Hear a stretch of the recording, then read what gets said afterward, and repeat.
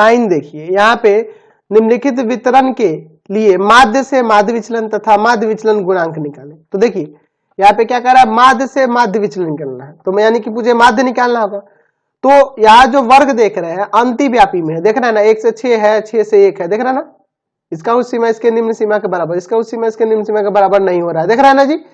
तो यहाँ अंतिव्यापी में है, तो मैंने आपको बता रखा है कि माध्य निकालने के लिए, क्लास 10 में ही बताया है कि माध्य निकालने के लिए वर्ग अतिव्यापी हो या अंतिव्यापी हो कोई दिक्कत नहीं है। अंतिव्यापी होगा तब भी उससे भी बन जाएगा और अतिव्यापी होगा तब भी बन जाएगा, लेकिन माध्यिका और बहुलक के लिए, माध्यिका और बहुलक निकालने के लिए मुझे वर्गों को अतिव्यापी करना होता है। लेकिन यहाँ अगर माध्य निकालने के लिए अगर आप अतिव्यापी इसको नहीं भी करोगे ना तो कोई दिक्कत नहीं है, ठीक है। इसके अतिव्यापी में नहीं भी चेंज करेंगे तो कोई प्रॉब्लम नहीं है, क्योंकि मुझे वर्ग चिन्ह की ही जरूरत है और वर्ग चिन्ह अतिव्यापी में हो या अंतिव्यापी में हो समान ही आता है, ठीक है।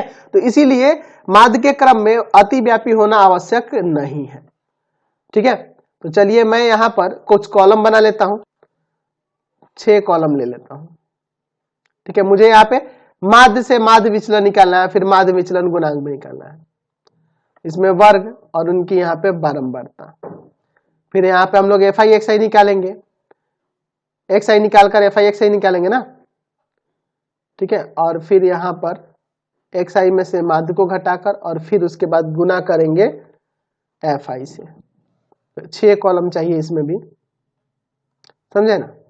चलिए अब इसमें यहाँ पे लिख देता हूं ऊपर क्या क्या है, हमने क्या क्या लिया हुआ है। इसमें आपका वर्ग है, यहाँ पे उसकी बारंबारता है, बारंबारता है, यही ना जी। 1 से 5, फिर आपका 6 से 10, 11 से 15, 15 के बाद 16 से 20 और 21 से 25। बारंबारता दी गई है 8, 5, 20, 7, 10। तो ये आपका क्लास इंटरवल है, सी आई है। बारंबारता यानी एफ आई यहां लिख सकते हैं। अब हमें पहले एक्स आई निकालना होगा, तभी ना हम लोग एफ आई एक्स आई निकालेंगे। माध्य निकालना होगा तभी ना हमें माध्य विचलन प्राप्त होगा। तो पहले एक्स आई क्या होगा, तो इन दोनों के बीच का चरवर्ग, दोनों को जोड़ के 2 से भाग कर दो ना, 3 आ जाएगा। यहां पर आपका 8 आ जाएगा, जोड़ोगे 16, 16 में 2 से भाग करेगा 8। और फिर यहां पर देखिए क्या होगा, 13, ठीक है, 18, यहां पे आपका 23, समझ गए। अब यहां निकालेंगे एफ आई एक्स आई, इसमें से गुना करके 24, 40, यहाँ 13 दूना 26, 260 हो जाएगा, समझ रहे ना। चलिए और 18 से आपका हो जाएगा 126 और फिर आपका 23 में 10 से गुना होगा 230। चलिए अब मैं क्या करूंगा, यहाँ पे इन सबको जोड़ूंगा, तो ये सिग्मा एफ आई, चाहो तो आप यहाँ पे i equal to 1 to n लिख सकते हो, नहीं भी लिखोगे तो चलेगा। और ये जो जुड़ के आएगा वह होगा sigma i equal to 1 to n F I X I. इन सबको अब जोड़ते हैं, तो इसको जोड़ेंगे तो ये आपका 680 हो जा रहा है, जोड़ के आप देख सकते हैं, ठीक है। 6 4 10 0, 1 लगा हाथ में, 4 2 6 6 6 12 12 12 2 14 14 14 14 3 17 1 18, 1 बचा और 2 2 4 1 5 1 6, और इन सबको जोड़ दीजिए 50 हो जाएगा, ठीक है। चलिए तो अब यहां पर हम पहले माध्य निकाल लेते हैं, तो माध्य बराबर में होगा sigma i equal to 1 to n F I X I और बटा में सिग्मा एफ आई, यहाँ भी i equal to 1 to n ले सकते हैं सिग्मा।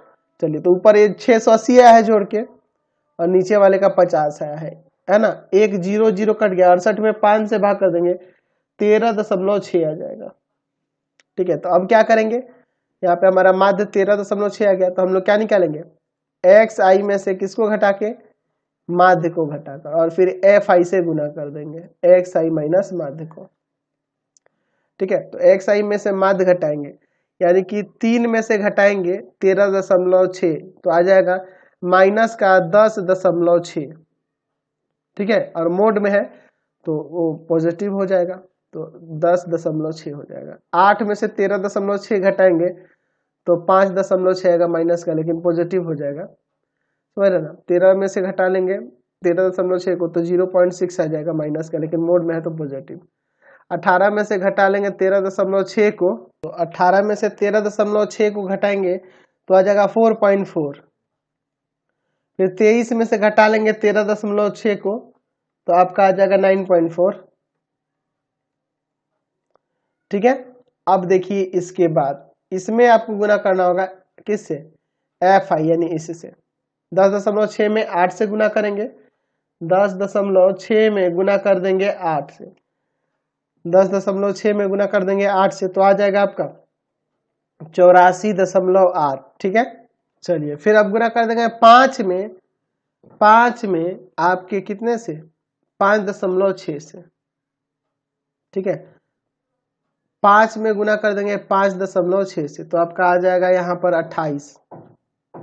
ठीक है, 28 आ जाएगा, आपका गुना करके देख लेंगे। 20 में गुना कर देंगे 0.6 में तो आ जाएगा 12।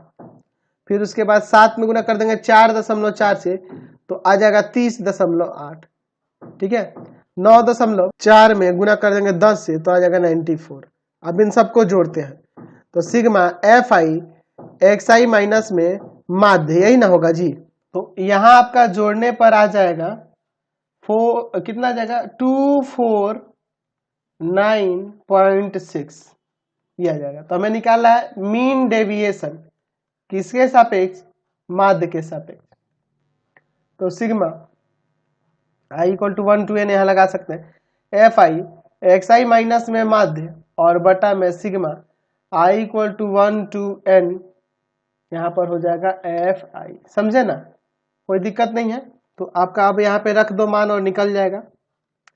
तो आ जाएगा 249.6, 249.6 और बटा में आपका 50। तो भाग कर देंगे इसमें तो आ जाएगा 4.992। हमें क्या निकालना है, हमें मीन डेविएशन का गुणांक भी निकालना है, मानक विचलन गुणांक भी निकालना है।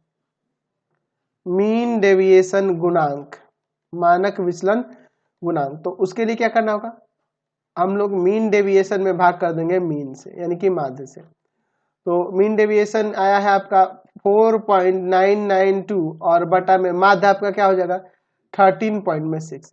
एक्चुअल में आपके बुक में ना 13.5 दिया है माध्य, गलत दे दिया है, उसमें कुछ मिस्टेक किया है इसलिए आंसर गलत आ रहा है। ठीक है, आप उसको सुधार लेंगे। चलिए क्वेश्चन नंबर